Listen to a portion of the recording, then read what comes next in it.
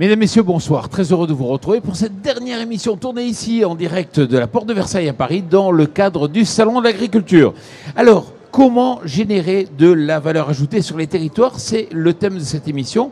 On va commencer avec un premier plateau où on va raconter une expérience qu'ont vécu donc différents citoyens à la fois dans le Lot et à la fois en Dordogne. On va vous expliquer.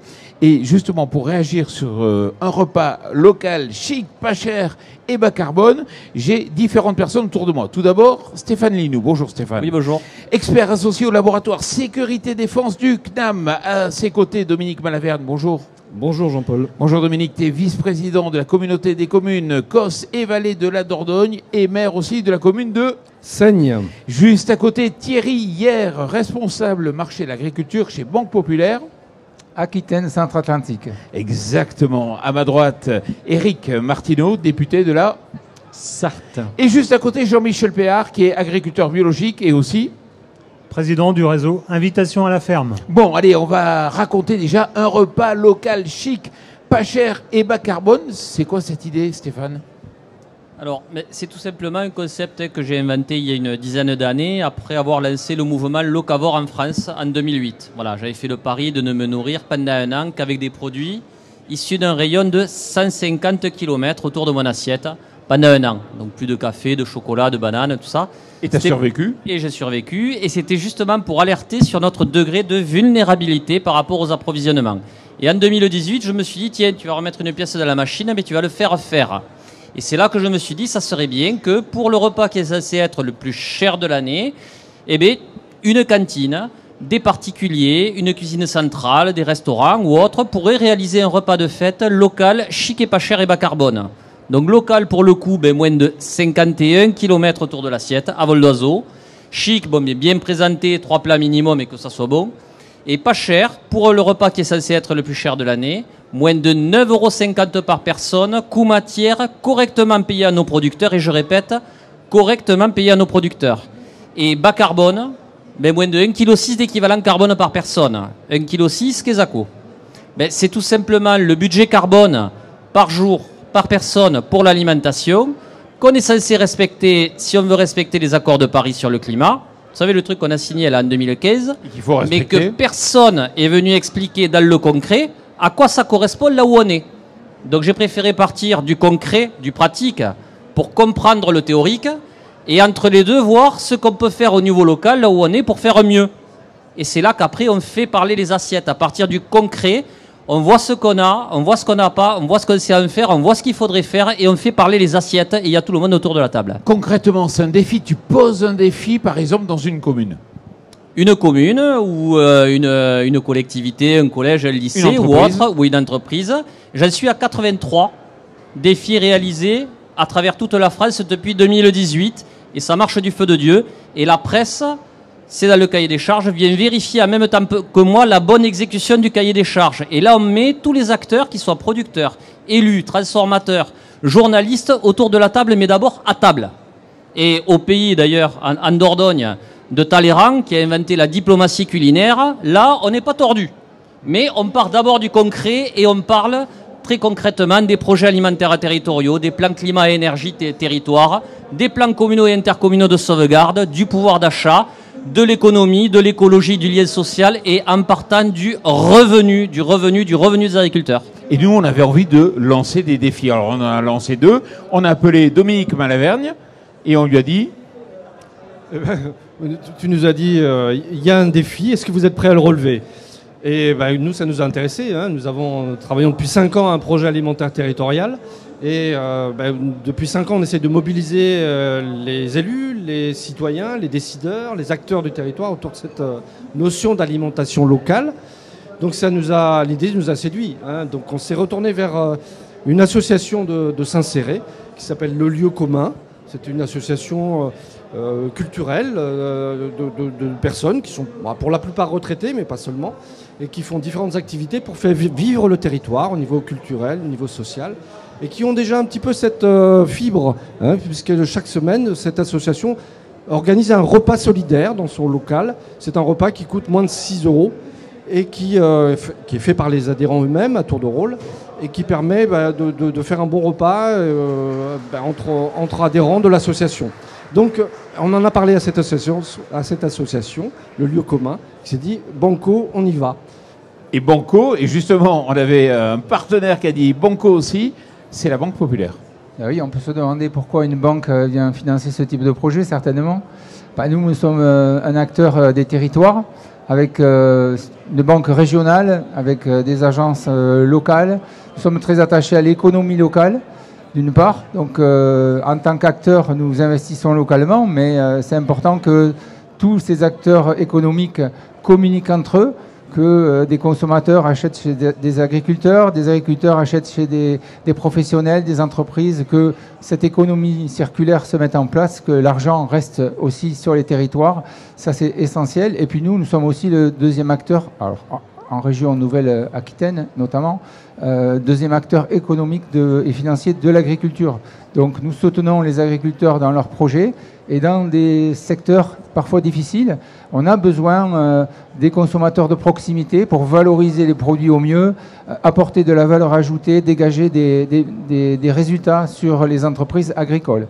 Puis au demeurant, rajoutons que quand même l'agriculteur il contribue à l'entretien d'un territoire, c'est important aussi. Donc on est très attaché à cette économie qui se dégage dans les petites villes, moyennes villes de nos régions.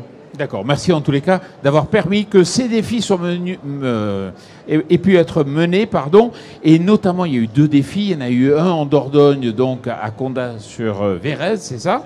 Vézère. Et puis, il y en a eu un autre dans le Lot. Et on va faire un focus pour bien comprendre en quoi consiste un défi, donc dans le cas du Lot. Et on a des images. Alors, ça se passe comment ?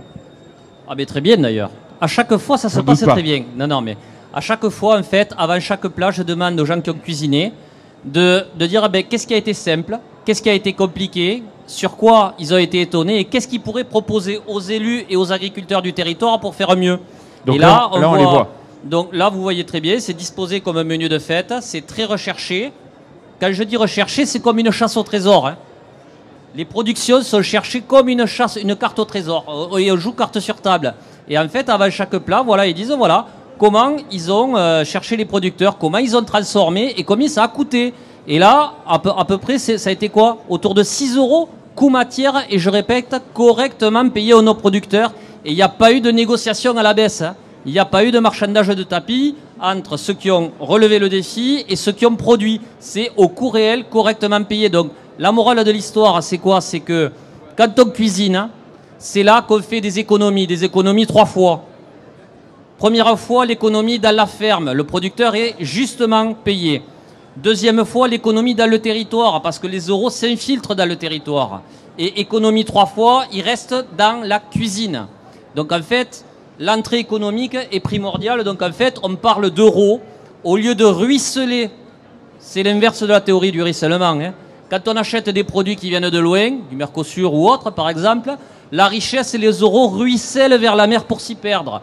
Alors que là, lorsqu'on flèche sa consommation dans les territoires, ça ne ruisselle pas, ça s'infiltre.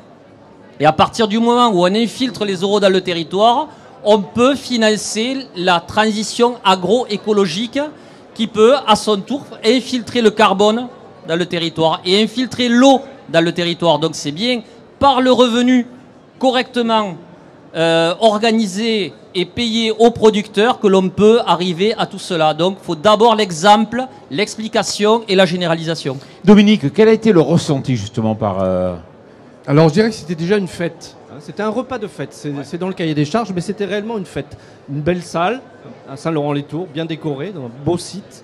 De belles assiettes, c'était très bon. Honnêtement, c'était même excellent. Le repas est préparé par les adhérents. Certains ont des talents culinaires, ont su les mettre en valeur, ces talents. Donc c'était déjà une fête. Et puis je dirais que c'était aussi un moment où on a pris le temps. Les gens qui ont préparé ce repas ont pris le temps de cuisiner. Et il leur a fallu même beaucoup de temps. Ils ont commencé la veille. Et puis nous, on a pris le temps de manger. Alors nous avions le président du département. C'est ce que je disais à Stéphane, c'est rare de pouvoir garder comme ça pendant 2h30 le président du département, parce qu'il a toujours un agenda chargé. Il a pris 2h30 pour partager le repas, pour discuter, parce que un bon repas, il faut du temps pour le savourer. Voilà, donc une fête, du temps, et puis beaucoup d'échanges.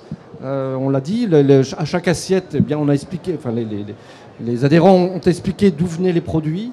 Une carte, ça c'était aussi extrêmement... Et on a joué carte sur table. Hein. Voilà, C'est une ça. carte avec la provenance de chacun des produits. Et c'est exceptionnel de pouvoir dire 100% des produits, des ingrédients sont tracés. Et le café? Ben, il n'y en avait pas. Ah, donc on peut pas mettre de l'orge grillé? Y a pas des... Alors, on peut, ça existe. Je sais que dans le Tarn, il y en a, en Normandie également, au Pays Basque également, j'en ai eu, mais là, ce coup-ci, il n'y en avait pas eu. Mais bon, il n'y a pas eu de triche. Bon. Il n'y a pas eu de triche. C'était clair. Thierry, comment tu l'as ressenti? Une formule très originale pour aborder tout un tas de sujets qui touchent aux problématiques agricoles, aux problématiques des collectivités aussi. De la pédagogie? Oui, on apprend beaucoup de choses. Bah oui, la première des choses, c'est qu'on peut, en consommant en local, en cuisinant, on peut arriver à bien manger pour pas cher, un repas de très bonne qualité. Donc ça, c'est la première, ce qu'on apprend en premier. Voilà. Après, c'est pas donné à tout le monde de cuisiner. Moi-même, je suis pas un cuisinier fait, donc je pense qu'il y a des gens qui aiment bien ça. C'est pas le cas forcément de tout le monde, mais on peut cuisiner simplement, malgré tout, et manger pas cher. Donc ça, c'est la première chose. Ensuite, il y a eu beaucoup d'échanges autour des différentes problématiques entre les acteurs économiques, les difficultés des collectivités pour s'approvisionner en local, les difficultés pour payer le juste prix, par exemple aussi. On voit qu'on a un peu de mal quand même. Le consommateur, il a toujours du mal à payer 20% ou 30% le produit bio qui lui est présenté. Bon, là, c'est un peu pareil parfois avec les collectivités. On n'est pas toujours très très souples les uns les autres. On a parlé aussi de problématiques chez les agriculteurs, des problématiques d'abattage, par exemple. Tout ce qui transforme des animaux qui rencontrent des difficultés pour faire abattre des animaux, des petits lots d'animaux en local. Parce que les gros abattoirs ne prennent pas des petites quantités. Donc, peut-être qu'il faudra développer des abattoirs mobiles. C'était des sujets intéressants, des investissements aussi en CUMA dont que l'on a évoqué. Voilà, pas mal d'échanges. Éric, je l'ai dit, tu es député de la Sarthe, mais tu es avant tout agriculteur, arboriculteur. Ça te parle? Ah bah oui, la valorisation des produits commence déjà en tant que producteur avec une vente à la ferme. Le premier pas, il suffit de ne pas aller très bien loin, hein, c'est d'ouvrir ses portes, d'organiser, comme je le faisais, et je le fais encore, hein, des portes ouvertes, des réunions, des visites à la ferme. Il y a tout un tas de réseaux comme Bienvenue à la ferme et bien d'autres qui peuvent amener aussi le public dans nos territoires, sur nos exploitations agricoles. C'est un moyen aussi de faire découvrir justement nos produits. Alors moi, c'était des pommes, mais ça peut être aussi une fois transformé, parce que pour le valoriser, les trop petites, les trop grosses, on peut les transformer en jus de pomme, en compote, en pâte de fruits. Enfin, il y a plein de possibilités. Et le fait de venir à la ferme, les consommateurs déjà peuvent mieux comprendre les techniques culturelles, la définition du prix, pourquoi on en est là, et répondre aux questions. Donc positif, oui, ce genre de démarche. Ouais. Et une démarche, une autre, le réseau Invitation à la ferme. Jean-Michel, c'est quoi? C'est assez simple, c'est un réseau de paysans bio répartis sur le territoire qui ont décidé en fait non seulement de produire le lait, mais plutôt que de le commercialiser auprès d'une coopérative ou d'un industriel, de le transformer sur place. Donc soit en yaourt, soit en fromage, soit sous forme de glace, et de le commercialiser, alors ça va vous parler, dans un rayon de 80 km autour de la ferme. Voilà un petit peu la démarche. Aujourd'hui, on est 43 fermes, 260 personnes travaillent sur la totalité de nos fermes. Donc comme quoi aussi, ça crée de l'emploi, ça relocalise des emplois autour des villages. Et ça marche, ça rémunère le producteur? C'est nous-mêmes qui définissons les prix. Donc forcément, comme on n'est pas complètement... idiot. Voilà, on fait en sorte de bien se rémunérer et de bien rémunérer aussi les équipes qui travaillent pour nous. D'accord, le réseau donc Invitation à la ferme. Exactement. Messieurs, merci beaucoup. On va attaquer le second plateau, mais vous allez voir quelques images déjà de ce qui s'est passé et on va accueillir nos nouveaux invités. Merci beaucoup, messieurs. Images. Et pour ce qui est du bas carbone, souvenez-vous, la semaine dernière, on s'était rendu à l'événement Défi Locavore dans le Lot et s'en est déroulé un autre à Condat-sur-Vézère en Dordogne. Un repas bas carbone à vertu éducative. Stéphane Lénoux nous avait déjà expliqué la démarche. On a donc demandé aux autres participants ce qu'ils en pensaient. Nous avons déjeuné autour d'un excellent repas, bien cuisiné. Je ne savais pas qu'on pouvait proposer un repas à 6,50 € de qualité, comme ça. Donc c'était intéressant et je félicite le chef d'ailleurs. Il a bien travaillé avec ses équipes. Ce défi locavore, c'est un repas de fête composé d'aliments provenant d'un rayon de 50 km autour de la ville et générant le moins d'impact carbone possible. Un vrai défi pour le chef. J'ai trouvé ça hyper intéressant et ça a été très enrichissant notamment. C'est quand même, on a quand même une réflexion assez importante et merci du défi qui a été lancé parce que ça a donné à réfléchir à beaucoup de choses d'ailleurs. Alors c'est un intérêt, on va dire même des intérêts divers et variés qui visent déjà d'une part à la sensibilisation de la problématique de l'alimentation, de l'autonomie alimentaire, du maintien de la production agricole locale, du savoir-faire, du maintien des emplois sur le territoire via l'agriculture, maintien de la richesse sur le territoire, parce que si on achète à des agriculteurs localement, ça veut dire que la richesse reste sur notre territoire et ça ne va pas à travers des filiales ou des holdings. C'est la question de la santé publique aussi. C'est également une question d'aménagement du territoire. Maintenir des agriculteurs sur le territoire, c'est aussi maintenir les paysages. Voilà, c'est tout ça qui aujourd'hui nous permettra d'assurer une certaine autonomie alimentaire sur nos territoires ruraux et défendre ce savoir-faire des agriculteurs au plan local. La journée a été riche en saveurs, mais aussi en discussions. On a eu beaucoup d'échanges, on sent qu'il y a pas mal de différences finalement entre les acteurs économiques, on a besoin d'échanger les uns avec les autres. On a trouvé des idées intéressantes aujourd'hui. Je pense qu'il faut les encourager. Moi, je dirais que les agriculteurs sont précieux. Il faut en prendre soin. Voilà. Alors, à présent, on va s'intéresser à la question quel levier d'action pour conserver de la valeur ajoutée agricole sur les territoires? L'infiltration, en quelque sorte. Voilà. Alors, pour en parler, André Bernard. Bonjour, André. Il faut prendre le micro. Président de la Chambre régionale d'agriculture PACA. À ses côtés, Geoffroy Boulard. Bonjour, Geoffroy. Bonjour, Jean-Paul. Je te connais bien. Tu es maire du 17e, mais tu es aussi vice-président du Grand Paris. Et merci d'être là. Anthony Clément, là, juste à ma droite, donc directeur du développement professionnel et entreprise et agriculture, bien sûr, de Banque Populaire. Et juste à vos côtés, Christophe Grudler. Bonjour Christophe. Bonjour Jean-Paul. Voilà, je suis très heureux de vous revoir. Vous êtes député européen, issu de quelle région ? Je viens de l'Est de la France, de Belfort, territoire de Belfort, Bourgogne-Franche-Comté. Bon, comment vous réagissez déjà par rapport à ce que vous avez vu, donc ces initiatives justement pour infiltrer, pour générer de la marge au niveau des territoires? Je sais pas, André? Ça te parle, André? Oui, c'est une expérience intéressante. Ça ressemble à un certain nombre de réalisations que nous menons au niveau des chambres d'agriculture dans le cadre du réseau Bienvenue à la ferme, qui est quand même le premier réseau de vente directe en France avec la restauration à la ferme.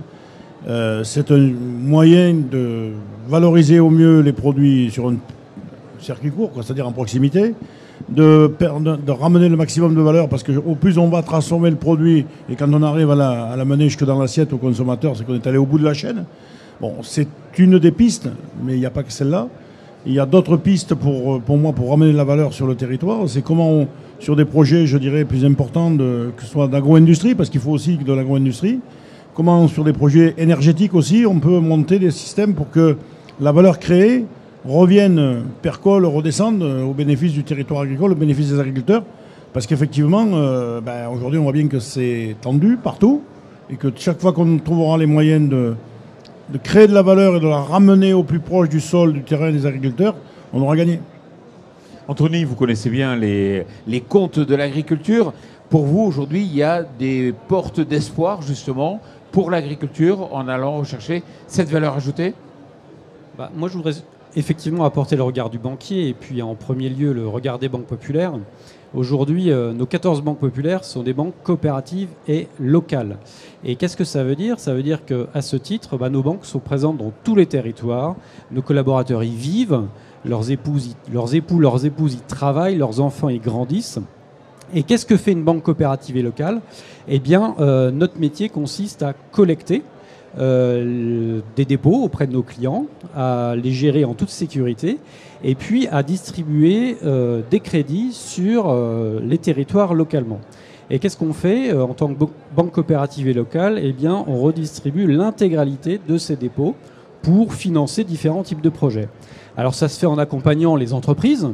Nous sommes Banque Populaire, première banque des entreprises et des franchisés. Ça se fait en accompagnant les artisans, les commerçants. Nous sommes deuxième banque des artisans commerçants. Et ça se fait bien sûr en accompagnant l'agriculture. Nous sommes, selon les régions, deuxième ou troisième banque de l'agriculture. Et c'est bien en finançant les projets de nos clients qu'on participe activement au développement des territoires. Et c'est un élément et une réponse pour apporter aussi de la valeur ajoutée et permettre à ces entrepreneurs agricoles de créer de la valeur ajoutée sur les territoires. D'accord, en finançant les opérations. Geoffroy, effectivement, tu es vice-président du Grand Paris, mais tu es issu d'une famille agricole. Tu connais bien l'agriculture. Ça te parle, ce retour vers justement l'infiltration au niveau des territoires? Oui, c'est quelque chose qui me parle très concrètement. Moi, je suis élu d'un arrondissement où il y a 162 000 habitants, l'équivalent d'une ville comme Toulon, ou la ville de Metz. Et c'est vrai que j'ai tenu à ce que on rapproche aussi les urbains du monde rural. Et notamment dans la capitale. Et donc on a travaillé depuis une dizaine d'années maintenant avec une chambre d'agriculture pour permettre à nos producteurs, à nos agriculteurs aussi d'avoir des débouchés en milieu urbain. Donc on organise des marchés des producteurs comme on en connaît dans toute la France, mais en cœur de ville, au cœur de la capitale. On fait ça 4 fois par an. Et c'est aujourd'hui très important. Ce sont des débouchés très importants pour tous ces agriculteurs, tous ces producteurs locaux du terroir. Et c'est très apprécié des urbains, des habitants de notre arrondissement, par exemple. Donc pour nous, c'est très clair. La ville, elle a cet enjeu de provoquer ce débouché et ça passe par des décisions évidemment des élus, c'est très important. On a aussi un rôle très important dans la structuration des filières agricoles notamment pour approvisionner nos cantines scolaires en produits sains et durables. Et donc nous on travaille, moi je suis président d'une caisse des écoles qui fournit 11 000 repas jour. On a travaillé depuis des années avec un certain nombre de labels. Je pourrais citer Bleu Blanc Cœur par exemple. On était la première collectivité à adhérer à ce label en 2015. J'irai les voir d'ailleurs après-demain pour rencontrer aussi tous nos producteurs qui fournissent une alimentation de qualité à nos élèves, à nos enfants. Et ça c'est très important aussi que les collectivités puissent aider à la structuration de filières avec un prix juste, un prix discuté avec les producteurs. On essaie d'allotir aussi un certain nombre de nos marchés en lien toujours avec les professionnels, avec les agriculteurs, pour s'assurer qu'on n'ait pas de rupture dans l'approvisionnement. Parce que quand vous fournissez 11 000 repas jour, il nous faut aussi... Du volume. Oui, il nous faut du volume. De la régularité. Et c'est pas toujours simple. Parce qu'on a parfois des marchés qui sont infructueux parce qu'on n'a pas derrière la capacité opérationnelle pour nos producteurs, avec la logistique qui coûte très cher aussi, d'approvisionner nos cantines scolaires. Donc on peut agir très concrètement et le rôle des territoires urbains, c'est de permettre aussi ces débouchés à ces agriculteurs qui s'engagent, qui investissent et qui croient en cette agriculture de qualité qui est évidemment saine et durable. Et nous, on a une exigence, vous pouvez le comprendre, au regard aussi de la pression des parents d'élèves, des habitants, sur ce qu'on met dans l'assiette. Moi, je suis fils d'agriculteur, donc je suis très attaché à bien connaître mes producteurs. On essaie de travailler à 250 km au maximum de notre arrondissement. On essaie de développer avec la région Île-de-France des circuits le plus court possible. Voilà, on essaie de rentrer dans cette dynamique-là. Aujourd'hui, on a 47% de nos produits servis originaires de ces territoires ruraux qui sont labellisés. Voilà. Et on essaie de développer le bio, même si c'est compliqué, parce que les filières ont souffert là, ces dernières années. Mais on essaie de garder une alimentation, cette exigence de qualité, parce que c'est aujourd'hui très important. Et surtout, c'est un élément aussi de santé publique, hein, qui est aujourd'hui un très impératif. important, ouais, exactement. Christophe, vous êtes issu d'une région où on a su conserver la valeur ajoutée des fromages, par exemple. Absolument, vous voulez parler C'est un exemple. Vous parlez notamment du comté qui existe depuis plus de 1000 ans et qui a permis à des producteurs de se mettre ensemble localement pour créer des petites coopératives qui sont aujourd'hui très profitables. Et donc c'est effectivement un modèle qui nous intéresse, nous, au niveau du Parlement européen également, puisque on travaille de plus en plus à accompagner ces filières courtes. La révolution au niveau du Parlement, c'était en 2010, lorsqu'il y a eu une résolution sur l'avenir de la PAC qui disait que les filières courtes, c'était des éléments de compétitivité pour le monde agricole et que c'était important de s'y mettre.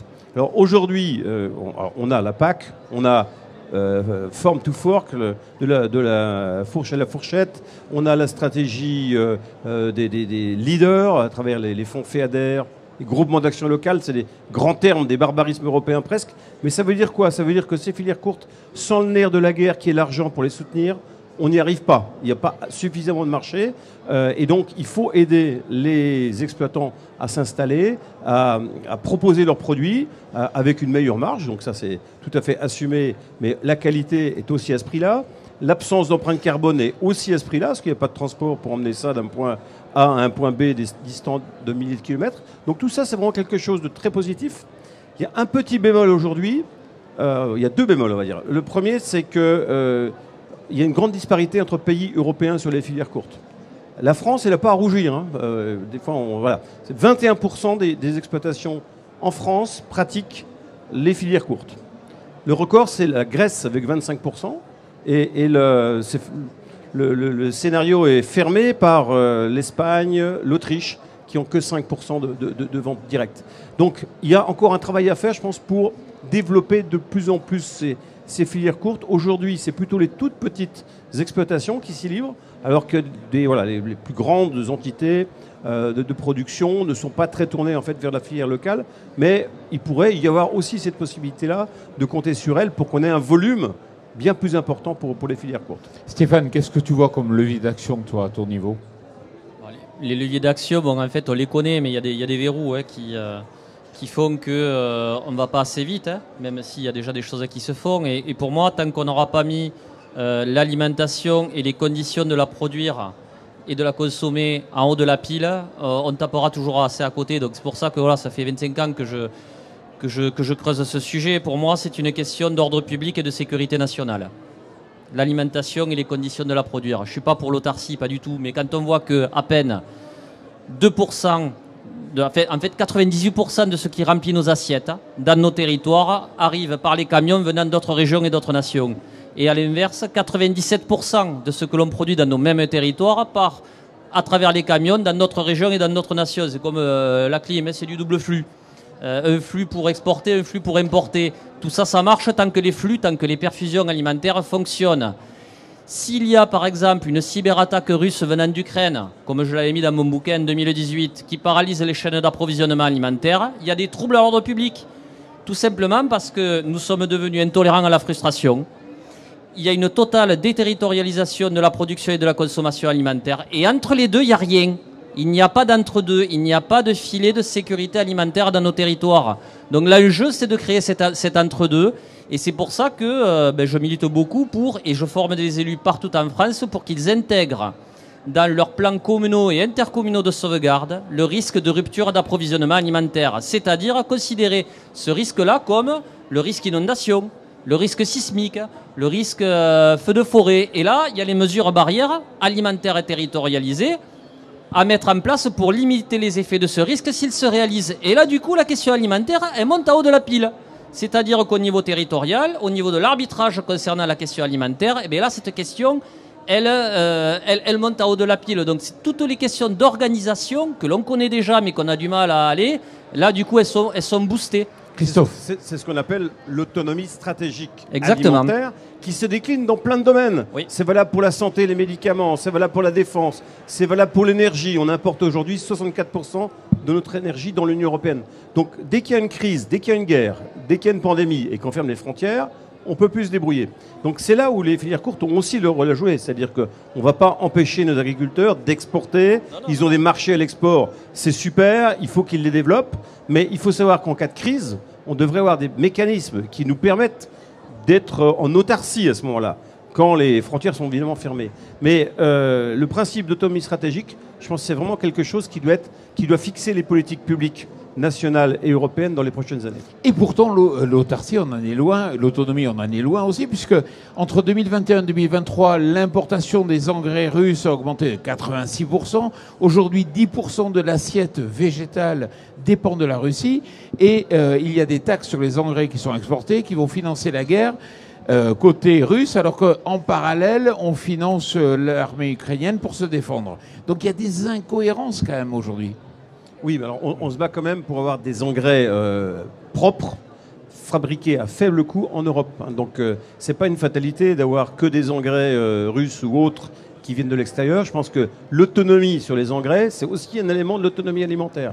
Et donc là, moi je suis coordinateur de la commission de l'énergie, donc je travaille un peu avec une entreprise comme Yara, Borealis, pour essayer de voir avec elle comment on peut produire des engrais avec des soutiens publics au financement de la production d'hydrogène à partir du réseau hydrogène ou ammoniac, pour pouvoir permettre de baisser les prix. Au lieu d'être à 5 € le kilo, on serait à 1 € le kilo. Et là, on aurait quelque chose de compétitif avec des engrais fabriqués dans l'Union européenne. Malheureusement, ça ne se fait pas en claquant des doigts en quelques mois. Donc c'est des investissements sur 1 an ou 2, mais là, on y travaille. Et je peux vous assurer que les premiers électrolyseurs sont en train d'être installés pour permettre ces productions d'engrais en autonomie au sein de l'Union européenne. Mais ça va être, il faut lancer le marché. Voilà. Il faut lancer le marché avec un soutien public. Qui souhaite réagir? Oui, mais c'est très bien, mais tout ça, ça veut dire aussi qu'il faut qu'on développe la production d'énergie décarbonée. Parce que si c'est pour importer du pétrole pour faire ça, ça n'a pas d'intérêt. Donc ça veut dire aussi qu'il faut qu'on repense complètement la possibilité de produire de l'énergie décarbonée sur le territoire. Ça veut dire aussi qu'il faut que les administrations avancent peut-être un peu plus vite que ce qu'elles avancent dans les autorisations et enlèvent les blocages. Absolument. Et que la valeur créée par l'énergie percole jusqu'au monde agricole. Et qu'il y ait cette taxe carbone aux frontières qui empêchera les produits, les engrais carbonés de venir de l'autre bout du monde. Après, et on protégera à ce moment-là également notre industrie. On est toujours sur l'échéance 2026. Le plus tôt est toujours le mieux, mais voilà, fin 2026, c'est bientôt. Voilà, c'est déjà demain, si je peux me permettre. C'est plutôt 27-28. Voilà, c'est à peu près à cette échelle-là qu'on peut trouver des solutions industrielles, cohérentes et pérennes. Il ne s'agit pas juste de mettre de l'argent à un moment et de s'apercevoir que le marché n'a pas décollé et fermer l'entreprise 6 mois après. Bon, mais je vois que nous sommes déjà arrivés au terme de cette émission. André Bernard, Geoffroy-Boulard, Anthony Clément et Christophe Grödler, merci beaucoup. Puis merci Stéphane de nous avoir fait vivre donc ces défis avec plaisir. En Dordogne. Et on remercie d'ailleurs le maire. Et dans le Lot. Et dans le Lot, voilà. Merci beaucoup, merci à vous. Et puis surtout, merci à vous.